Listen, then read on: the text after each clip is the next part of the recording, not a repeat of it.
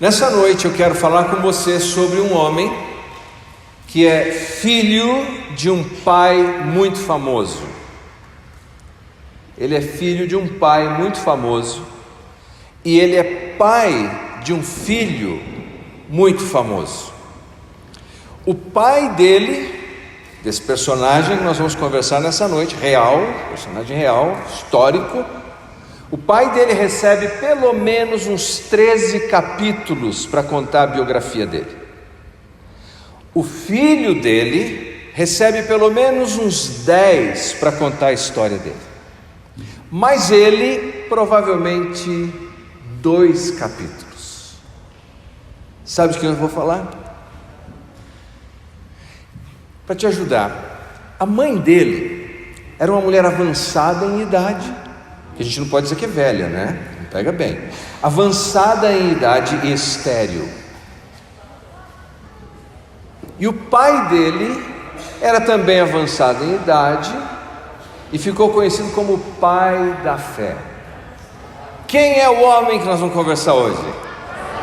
Isaac, exatamente. Isaac, e o nome dele carrega uma ideia de que significa ele ri, porque quando o Senhor anunciou para a mãe dele que ela daria luz a um filho, de uma maneira tão extraordinária, ela ouvindo lá na tenda deles a conversa do anjo do Senhor com Abraão, ela riu escondidinha, e aí o anjo do Senhor disse assim: olha, o nome dele vai ser Isaac, que seria mais ou menos como Deus dizendo assim: quem ri por último, ri melhor. E Deus sempre ri melhor no final das histórias.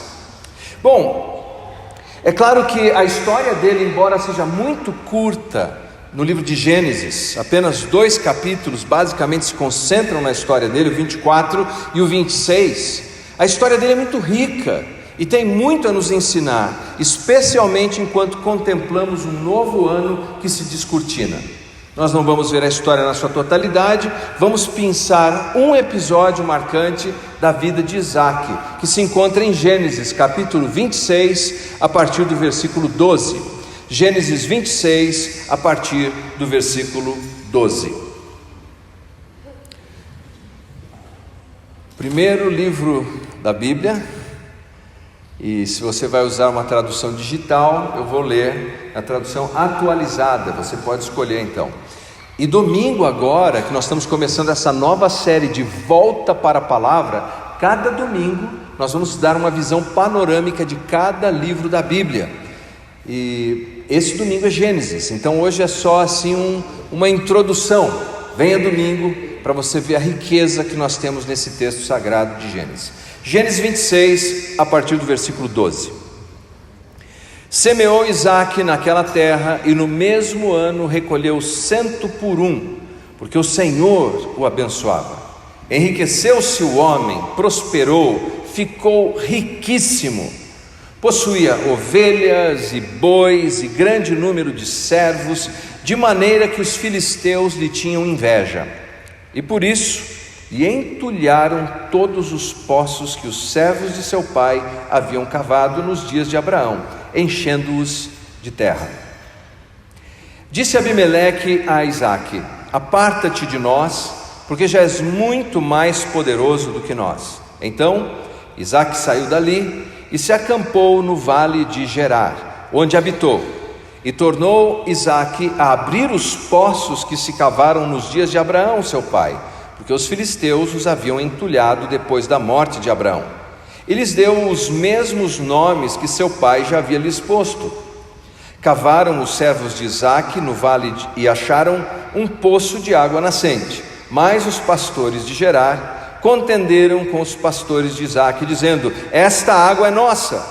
Por isso chamou o poço de Ezeque, porque contenderam com ele. Então cavaram outro poço, e também por causa desse contenderam. Por isso recebeu o nome de Sitna.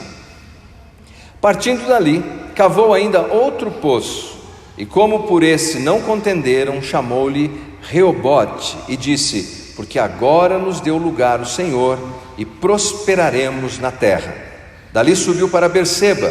Na mesma noite lhe apareceu o Senhor e disse: eu sou o Deus de Abraão teu pai, não temas, porque eu sou contigo.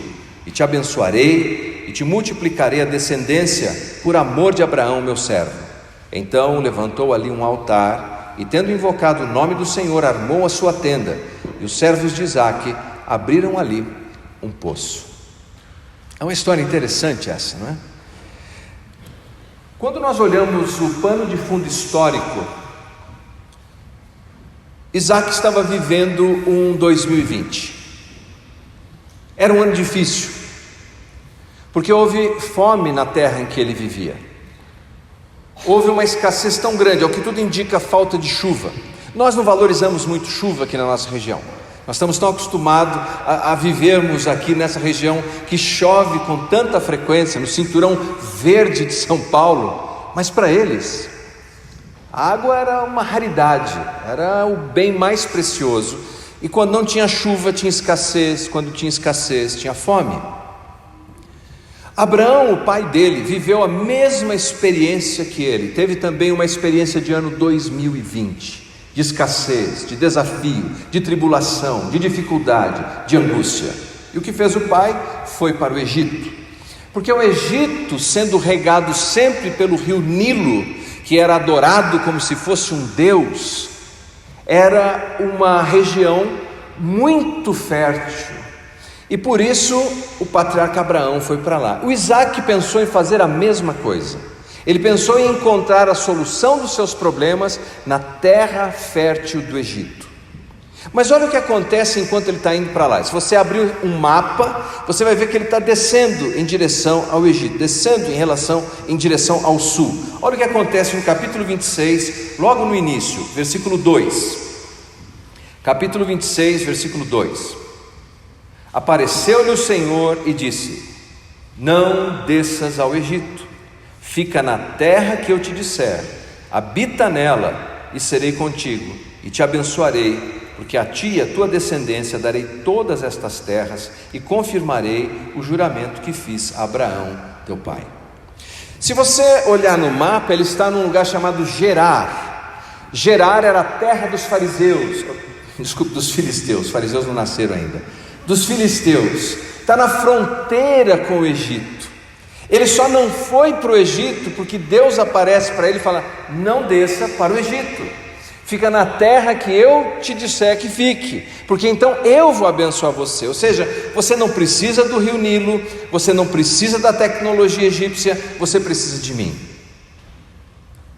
Mas ao invés de regressar imediatamente à sua terra, onde o seu pai tinha estabelecido, vamos dizer, o QG da família, ele fica ali, em Gerar.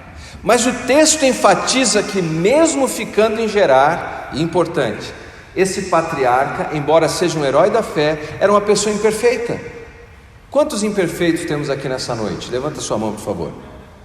Ah, muito bem, temos alguns perfeitos, mas tudo bem, não tem problema, nós entendemos vocês.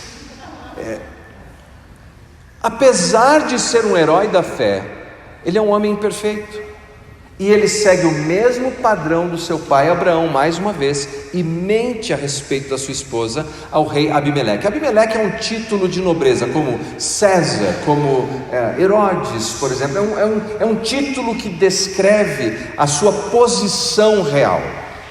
E agora a história, num déjà vu, se repete. Ele mente também a respeito da sua esposa, como fez Abraão. Apesar dele, apesar dos erros dele, apesar das falhas dele, a graça de Deus o alcançou e Deus o abençoou. Você não fica feliz com isso?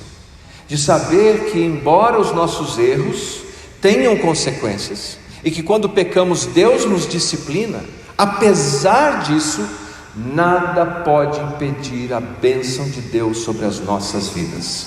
Nada. A graça de Deus o alcançou, e o texto enfatiza a sua prosperidade de uma maneira tão extraordinária. Veja o versículo 13. Veja a ênfase do autor Moisés. Enriqueceu-se o homem, prosperou, ficou riquíssimo. Era a graça de Deus. Deus tinha dito: não precisa ir para o Egito. Algumas vezes nós temos um erro na nossa cabeça. Achamos que vamos encontrar a solução em algum outro lugar, distanciados de Deus. Nada que nos distancie de Deus será a solução dos nossos problemas, nada. Ele fica ali, Deus o abençoa, ele se torna próspero, riquíssimo. Agora com isso ele tem mais servos, ele tem mais gado, ele tem mais pessoas na sua casa, ele tem mais animais na sua casa. E o que era o bem tão precioso naquela região? Ele precisa de mais água.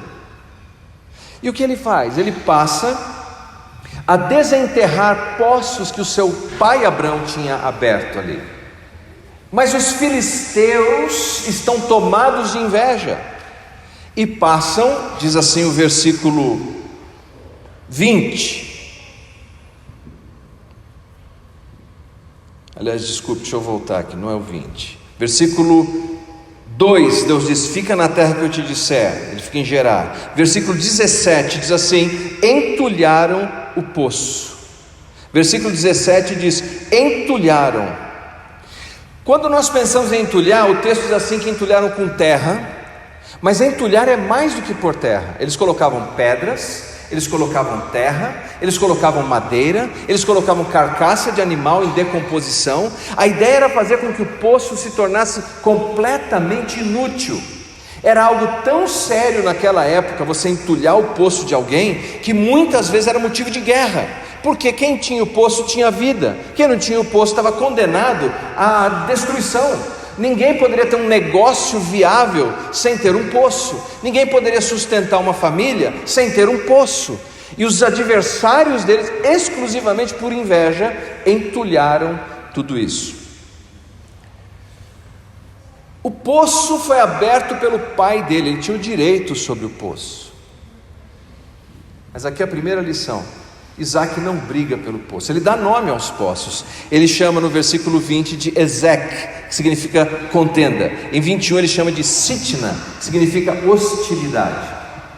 Primeira grande lição na vida de Isaac, se você está comigo, diga amém. Não perca o seu tempo brigando por que não vale a pena. Não gaste a sua energia brigando por aquilo que não vale a pena. Confie em Deus. Ele abriu mão de um direito. Ele abriu mão de um direito para não gastar energia com aquilo que não vale a pena. Segunda lição que nós temos é que, apesar de abrir mão do direito, ele não se torna em nada preguiçoso ou relaxado. Se esse poço se fechou, fazemos o quê? Abrimos outro. Se esse poço foi entulhado, fazemos o quê? Abrimos mais um. E ele foi fazendo isso. O que é curioso é que você vai vendo, então no versículo 22, ele chega em um em que não há mais aquele conflito. As pessoas não estão mais beligerantes, ele não está sendo boicotado. Versículo 22 ele chama de Reobote, que significa espaço largo. Agora eu tenho espaço, agora eu tenho comodidade, agora eu não estou sendo perturbado. Mas quando você olha no mapa, o que Deus estava fazendo, ou melhor, o que Deus estava permitindo, por meio da sabotagem dos filisteus, era levá-lo de volta à terra que Deus disse que o faria prosperar. Você olha cada poço que enterram e ele vai mais para perto de onde Deus o deseja. Cada poço que enterra ele vai se aproximando de onde Deus quer que ele esteja, no lugar em que Deus o plantaria e ele floresceria. Meus queridos, quando nós enfrentamos as nossas frustrações, quando as portas se fecham, quando as coisas não acontecem como desejamos, devemos aguçar o nosso discernimento e perguntarmos: Senhor, para onde o Senhor está me levando? Que direção o Senhor quer que eu vá? Porque Deus não nos desampara quando entulham os nossos poços. Pode apostar, ano que vem vamos ter outras lutas. Eu espero que essa passe, mas teremos outras. Deus não nos desamparará. Vá em frente, continue abrindo, continue avançando, continue fazendo, continue buscando, continue acreditando. A sua fonte de bênção é Deus. e deixe para trás o poço que já foi enterrado. Deixe para trás o que ficou. Não fique mais preso àquilo, para frente. Amém? E isso nos leva, então, tudo isso aqui, gente, é a introdução, tá? Isso nos leva ao versículo 25. Então, quando ele chega no lugar em que Deus o deseja, no contexto ali imediato, os versículos anteriores, algo maravilhoso acontece. Deus ratifica, confirma a aliança que ele fez com Abraão. Ele confirma o pacto que ele tinha feito. Naquele pacto, Deus contemplava terras, descendentes, bênçãos. Ele diz: Isaac, eu estou renovando com você esse pacto. Você tem a marca da promessa. E nós, os que estamos em Cristo Jesus, temos mais do que a marca de uma promessa. Nós temos o selo do Espírito Santo de Deus. Sabe o que é ter selo? Bom, a ideia ali é penhor, é um pagamento antecipado. Quando eu faço um casamento, eu pergunto para os jovens ali, né, que estão à minha frente, no altar da celebração. Falo: você promete, lembram, né? Sim. Aliás, naquela hora, se eu falar: você passa a sua casa para o meu nome, ele fala: sim. Ele fala qualquer coisa, ele concorda com tudo ali. Sim. Então, naquele momento em que se faz esses votos, nós dizemos: você tem o penhor dessa promessa. Você tem nesse momento um pagamento antecipado, uma garantia. É quando a pessoa oferece então a aliança. A aliança é o penhor, ou seja, eu vou garantir, eu vou cumprir o que eu estou dizendo aqui. E Deus diz a Isaac: eu vou cumprir tudo o que eu prometi. Você tem a marca da promessa. Nós temos o selo do Espírito Santo, a garantia de que Deus vai cumprir tudo o que nos prometeu. Tudo. Uma vez eu mandei uma carta para um missionário. Na época a gente mandava carta, não existia, é incrível dizer isso, não existia e-mail, né? A gente não mandava.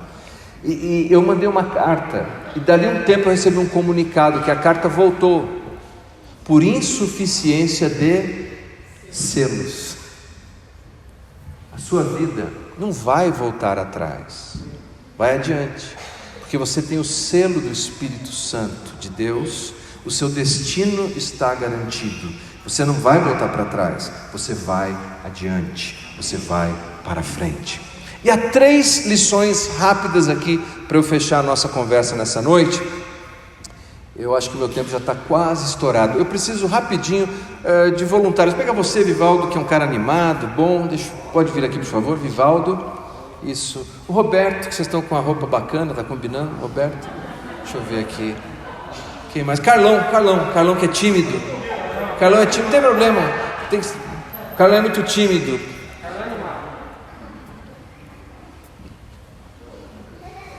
Você quer a palavra número 1, número 2, número 3? 2. 3. Tá. Então é o seguinte, eu preciso que você faça uma dessa palavra que eu te disse. Eu preciso que você faça uma palavra.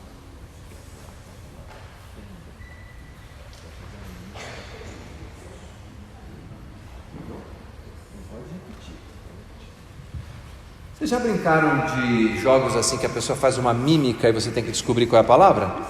Já? Muito bem, então nós vamos começar aqui pela ordem. Eu vou pedir primeiro o Roberto. Vai vir aqui à frente. Vocês conseguem ver o Roberto aqui? Obrigado por pagar mico comigo hoje. O último do ano. Tá ótimo, né? Então é assim. Só não sei se eu vou convencer, né? Vai. Não fique tranquilo. Bom, gente, então é o seguinte: eu dei uma palavra para cada um, que são 3 palavras-chave que nós aprendemos com o Isaac, que nós vamos usar no próximo ano aí. Amém? Pode começar. Primeira palavra. Oi? Oh, uma salva de palmas aí, muito bem. Mas fica aqui. Segunda palavra.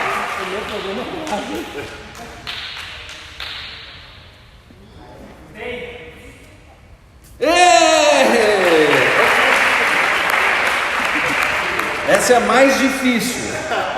Carlão, com você. Hã? Olha aí, Carlão, uma salva de palmas. Agora, ó, para vocês, qual que é aqui? Opa, não. Faz aí para eles verem de novo. Eles não pegaram, vai fazer. Olha a graciosidade.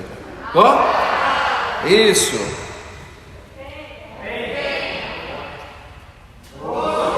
Gostei demais. Fica na posição de altar.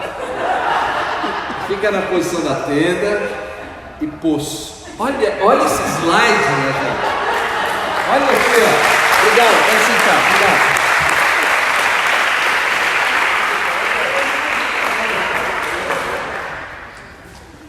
Primeira coisa que ele fez quando ele chegou naquela terra foi construir o quê? Um altar. Quer ser bem sucedido no próximo ano? Comece com Deus. Devoção a Deus. Esse é o seu primeiro plano.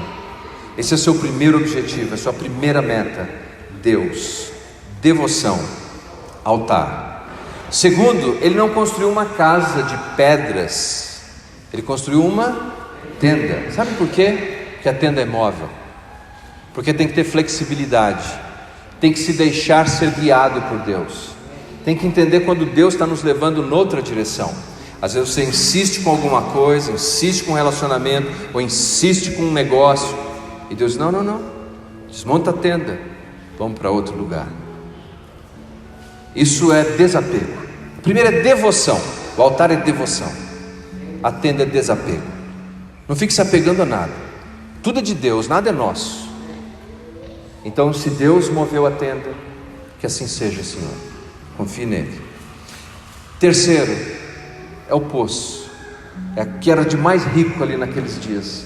É dependência. É Deus que vai te sustentar. É Deus que vai cuidar de você. Se você se agarrar nesses 3 princípios no próximo ano, você terá um ano verdadeiramente bem sucedido. Então, para trocar as imagens, devoção, desprendimento e dependência. Caminhe com esses 3 princípios. Eu encerro aqui falando de Marla Runyan. Ela foi uma atleta norte-americana que conseguiu no ano de 2000 disputar as Olimpíadas. E ela foi considerada a mulher mais rápida dos 1.500 metros. Quando ela terminou a sua carreira como uma atleta de ponta nas Olimpíadas, ela passou a correr maratonas. E de novo ela se destacou como a segunda mulher mais rápida das maratonas americanas. Mas sabe por quê? Porque ela era considerada legalmente cega. Uma pessoa legalmente cega, ela vê apenas vultos, sombras, formas. E ela disse que esse era o grande segredo. Ela falou, porque eu não fico prestando atenção em nada que está à minha volta. Eu me concentro só no alvo para onde eu tenho que ir, só onde eu tenho que chegar. E nada me distrai. Eu vou em frente. Que esse ano de 2021 seja assim. Vai para frente. Fechar um poço, abre outro, abre outro. Lembre-se que nesse processo de frustração, Deus estará te guiando ao centro da sua vontade. Chegando lá, primeira coisa,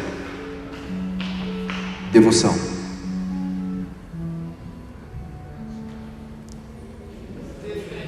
Desprendimento. Deus dá, Deus tira, Deus faz como quiser. Terceiro, dependência. Eu dependo apenas e exclusivamente de Deus. Vamos ficar em pé.